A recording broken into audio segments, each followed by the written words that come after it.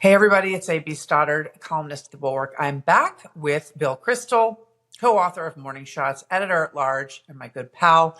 And we're excited about those post-debate polls that we talked about last week. After we reviewed the debate, Bill is feeling bullish. I am not so much.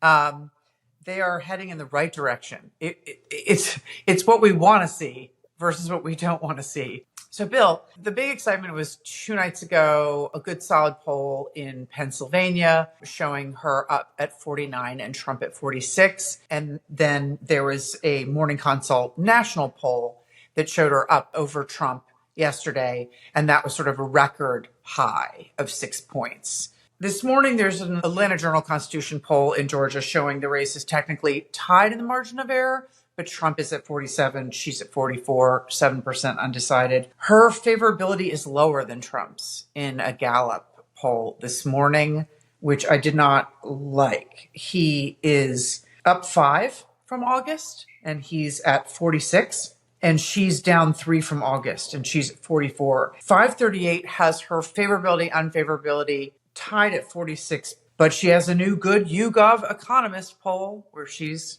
at 49, inching closer to the all-important 50, and he is at 45. So, always things to worry about. You're feeling pretty good. Tell me why.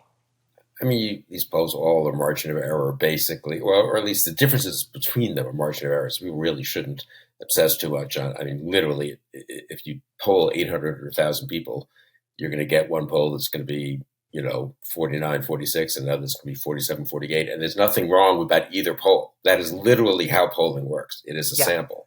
And it would be insane if they were all 48, 47, 48, 47, 48, 47. You wouldn't believe that. So you need to average the polls. You need to look at it. A. B, I do think the ballot test, the matchup of Trump v. Harris, tends to lag a little bit other indicators, including favorability. Favorability is a pretty good indicator of where voters end up. The voters tend to like to vote for someone they like, what they have a favorable opinion of. And I do think, so in both those ways, the general trend has been slightly pro-Harris in a sort of delayed reaction to the debate, which I think is what intelligent people expected when I did that conversation. When we did our conversation a week ago, we discussed that. I discussed it with Carville also a week ago, actually, it was today. These things don't move immediately. They sink in. People think about it a bit, and they maybe 1 or 2% move. I mean, this is all happening in a context. One should hasten to add of unbelievable polarization and unbelievable lack of movement generally. I mean, in a world in which I grew up, you'd have swings of 5 or 10 points maybe at this point. If there were good economic news or if there were a huge flop in a debate like Trump, here you get swings of 1 or 2 or 3 points. And so that's the background with what really has to stipulate very, very much. So favorability remains pretty good on the average. Harris is about 50-50. Trump is pretty consistently below 50-50. I guess there's that one that has him close to 50-50, but he's more in the -6, -8 category. If 2 candidates go to the starting gate, finally, and one of them is even in favorability and the other's -6, -8, I think the one who's even wins that popular vote, and probably by a big enough margin to win the electoral college. But I mean, we're talking, I think it's a 50, 60-40, I said to someone yesterday, and he chastised me for being a little too optimistic, but I'm going to stick with that. If I had to bet, I would say 3 out of 5 chances Harris wins, but 2 out of 5 is an awfully big number for a Trump victory, Agree with that, more or less? Yeah, I do. I mean, look, again, they're showing a post-debate bump, in my view, but the race is still technically tied, so says Amy Walter with Tim Miller yesterday. If you're looking at everything, right? And that makes sense. The electoral college hurdle, on and on. She has to get to Biden's 2020 number. She's not there. She still has some movement that she needs, that we're hoping for. And then what is going to bring that? So what's interesting to me is we've been debating we talk about here at the Bulwark, and JVL's been writing about this. Like, the thesis is she has to maximize every single couple days in the news cycle. She needs to continue to have big moments. The debate is behind us. The convention's behind us. What can she be doing? I agree with you, the Detroit Economic Club. Like, I want more appearances that make the news, that focus on policy, where she can also have some good sound bites that just, make for some good clips.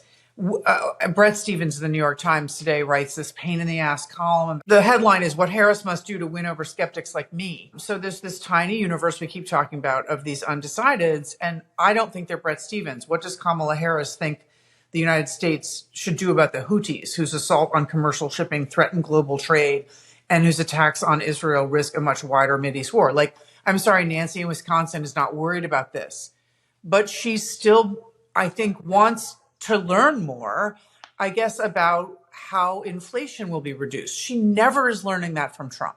We saw him last night with another load of BS, a rambling, disjointed thing that was incoherent.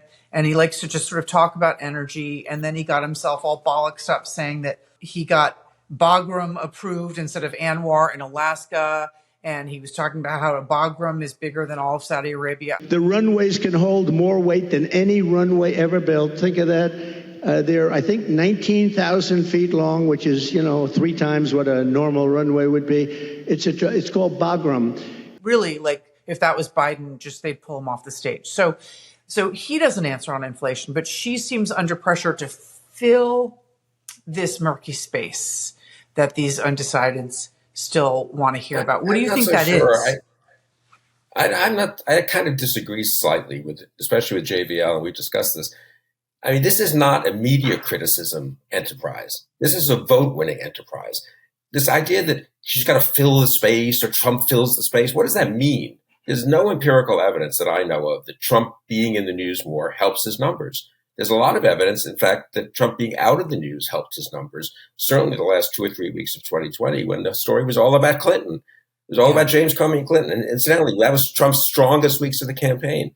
And you can make the same case even in late 2016. Did I say 2020? 2016. You can make the same case about 2020. And you can make the same case about 2023 when he clobbered DeSantis and everyone, not by being in the news very much. So I don't agree with that, A. B, I think, again, we all watch the paid media. We all watch free media because that's what we do. We read everything. That is not what Nancy in Wisconsin did not change her vote because of Arlington Cemetery. I believe 0 votes moved because of that whole controversy. Maybe a few veterans. Maybe a few veterans went against Trump, incidentally. Maybe a few went for him.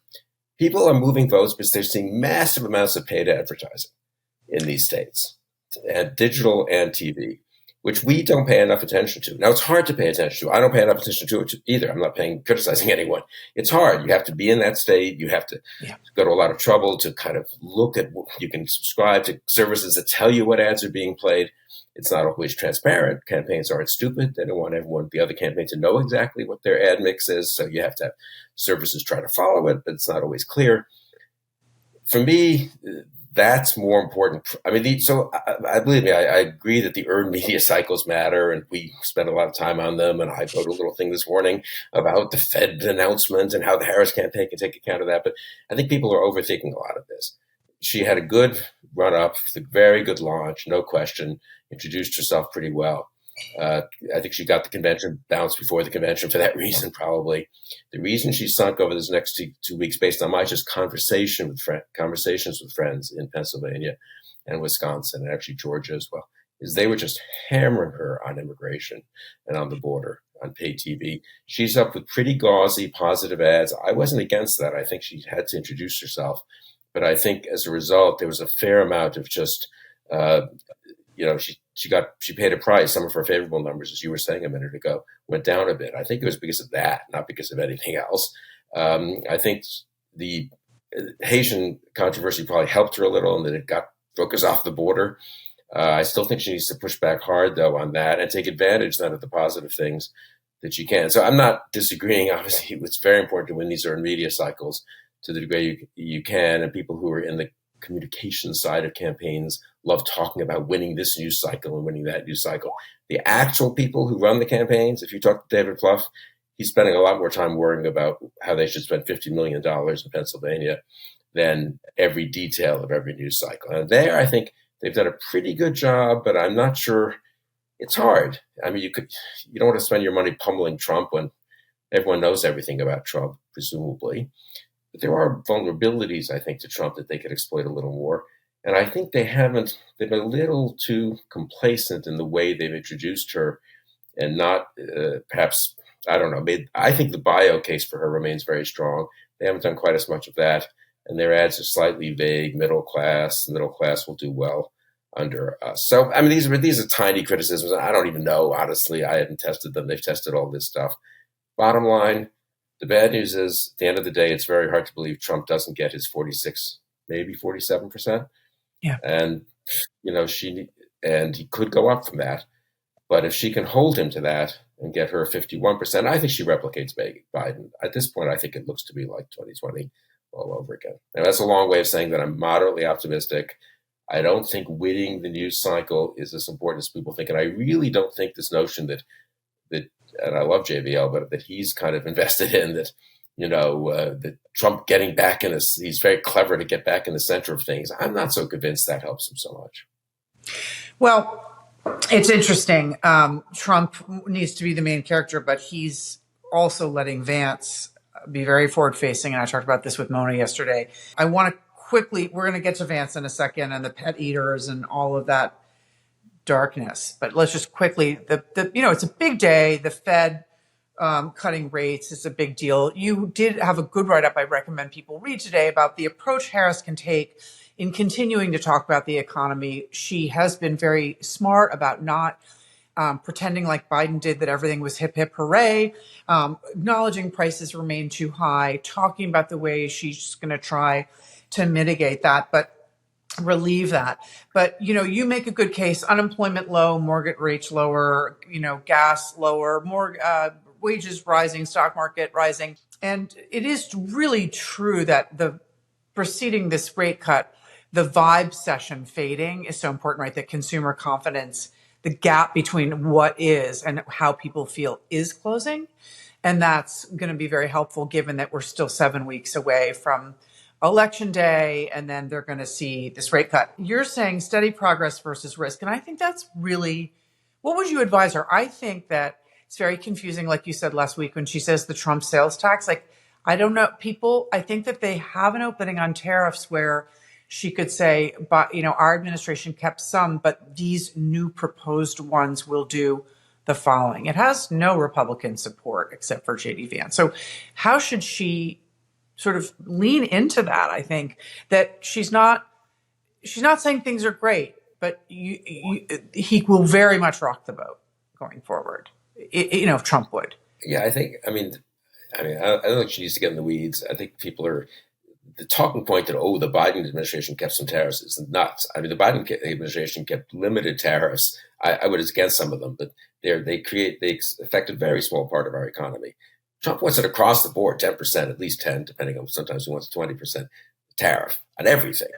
The Biden administration does not have tariffs on, plums that are being imported from, Central America or something when they can no longer be, grown in the U.S. because it's too cold or whatever, or a million other consumer goods. So I think they should hammer on tariffs. But I'd say more broadly, the way I would phrase it, this is Carville's idea really more, Trump is risky. He's erratic. He's flipping on the salt tax. Andrew Egger wrote about that today. He's going to, because he thinks he'll help him a little bit in New York, whatever that's worth. Maybe help some Republican congressional candidates there. He's flipping on everything. He says one day it's 10%, one day 6%. I wouldn't even get into the details quite as much and just say, this guy, you can't relitigate, unfortunately, people's view, I don't think, that they did well under Trump and maybe did better under Trump than under Biden. There's a lot of data that suggests that's a rosy, nostalgic view of the Trump years, but whatever. I wouldn't even really address that. I would just say going forward, and you sort of implicitly say here he's older and erratic, even more erratic.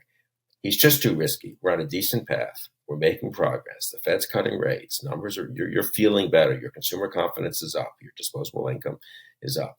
It's too risky. So it's very much the Clinton message of 96 and the Obama message of 2012. I mean, it's an incumbent message, which makes me a little nervous because Harris is supposed to be the candidate of change, turning the page. But can she do that both at once? I kind of think so. She's personally the candidate of turning the page. That's just a true fact. She's not the incumbent and wasn't president the way Trump is. She's 20 years younger than Trump. So she's a turning the page candidate, but also a kind of steady progress versus risky, arbitrary, willful, foolish policies that Trump will engage in because someone persuaded him this was a good idea, of which tariffs is one, maybe the best example, but this is true of other things too. So I like this. it's a little more the steady progress is a little conservative in the sense that it's a little, it can risk sounding like you're okay with the status quo, and you have to make clear, no, we want more progress. We need to do things to make that happen. But I think that's a pretty good message.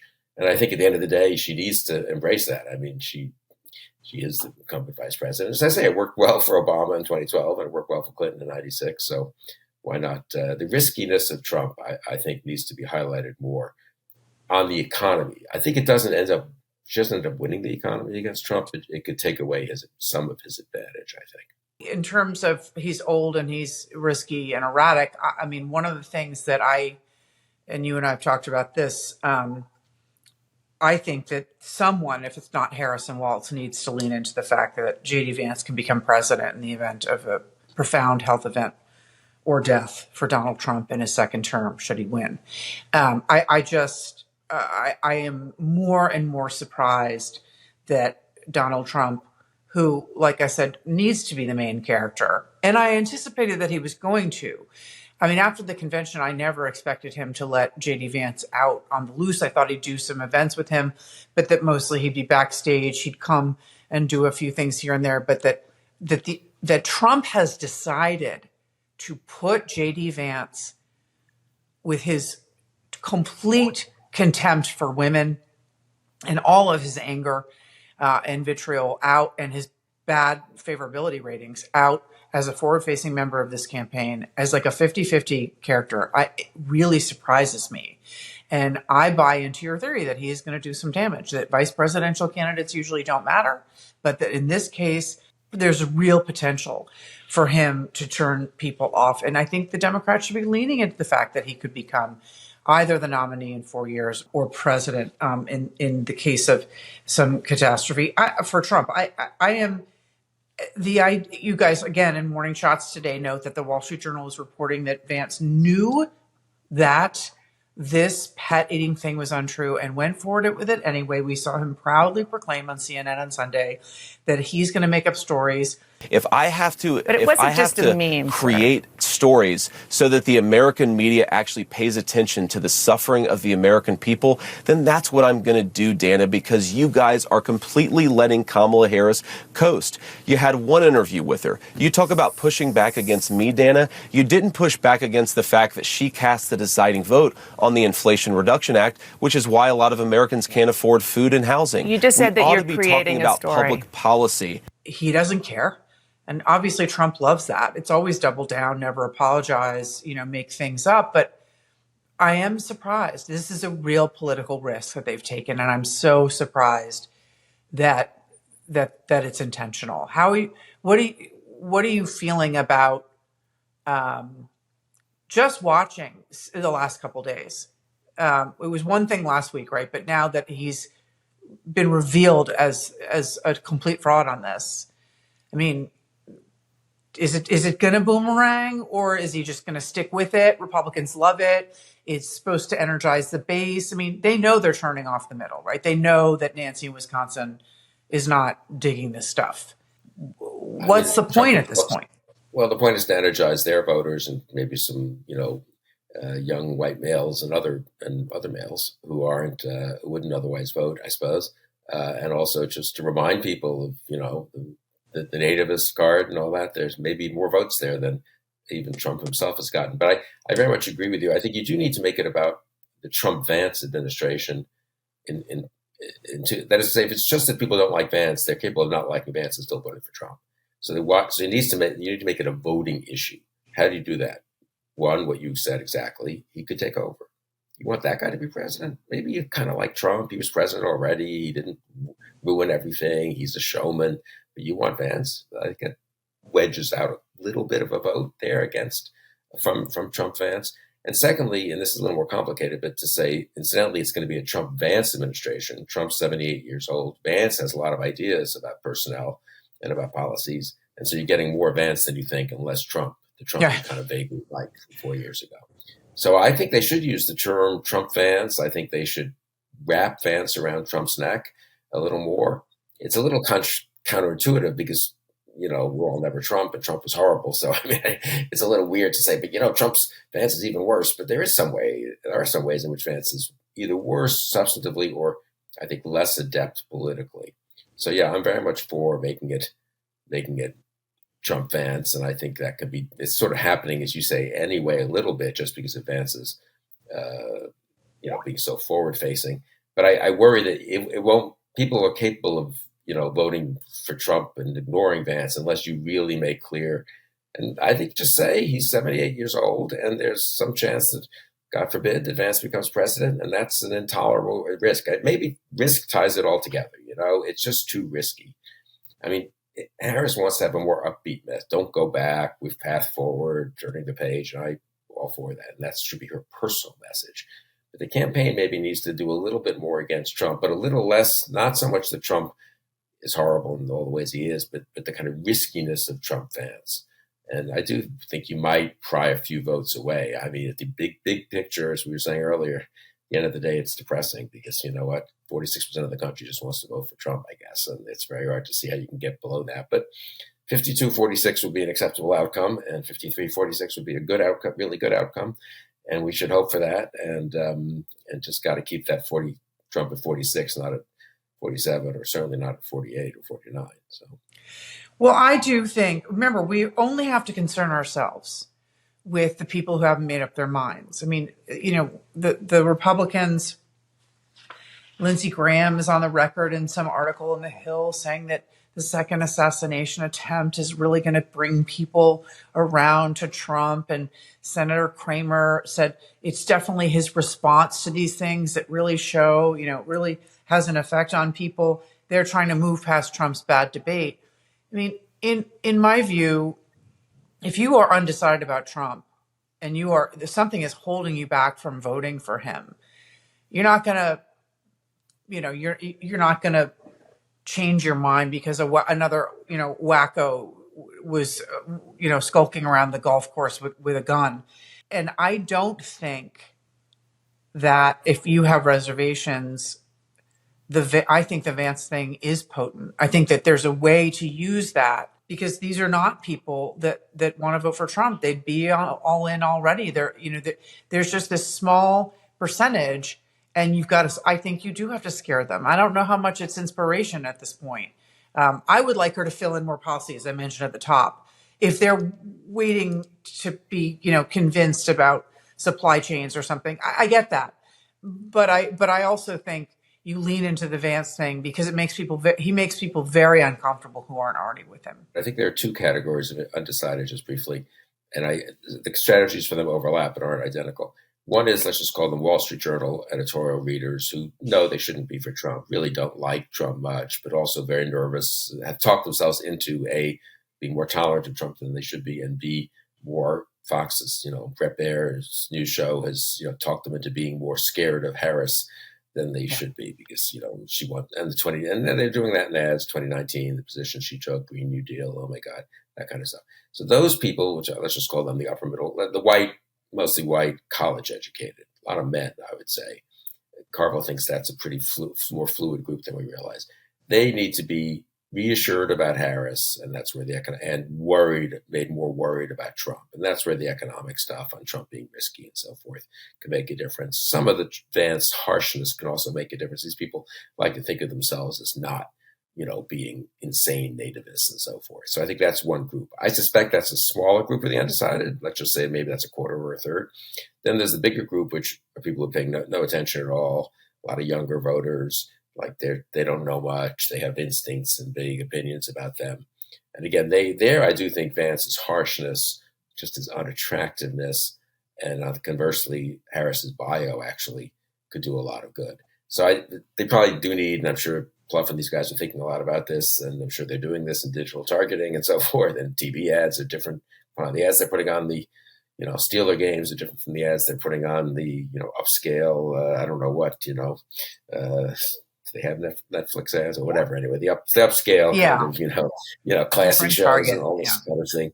I mean, so I think there are these two categories, and I agree, but they need to go after both of them. The good news is I do think someone like Vance kind of hurts with both, honestly. I can't believe he's getting a lot of less informed voters who are thinking, oh, that's great. He's really an attractive guy. And they're not, but I think he could really hurt with the wavering Wall Street Journal editorial page voters who vaguely remember they should worry about terrorists, who vaguely don't want to be too nativist and racist, who have been sort of willing to give Trump a pass for all kinds of somewhat mysterious to me reasons, but they give Vance a pass as well. And then what about President Vance?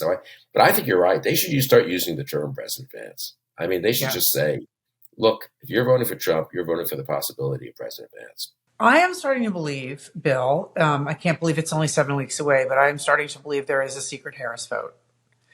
And it will happen. And there's just a lot of pockets of people that are it's just a bridge too far, but Trump and Vance, and they're really tired of it and the assassination attempts and all of it, that they just want to leave it behind, but they're not going to tell their circle, their business partners. They're not going to tell their husbands, don't you think? How much of that is that? Oh, yeah, I think that's I think there's a secret wives of Trumpist vote conceivably, and daughters too, and who I really are appalled, but they, their husbands talk themselves into thinking these guys are tough guys, and we kind of like that. I agree. I'm seeing males, I'm thinking, you're a veteran. The veterans are going for Trump. You're a cop. The cops are going for Trump. You own a small business. You're that guy, a white collar guy, but your friends are going for Trump. And you don't want to talk about it. I couldn't really see it, but now that the dust has settled, I'm not usually so optimistic, but I'm not saying the numbers will add up to what we're talking about, to 52-46, but I do think more and more it will happen. All right, we're going to leave it there. Lord knows what the world will look like next Wednesday when I see Bill Kristol again, but we know that your rates will have been cut. Thank you, Bill, for joining. Everyone, keep checking back to the Bulwark's YouTube channel, and we will see you next time. Thanks.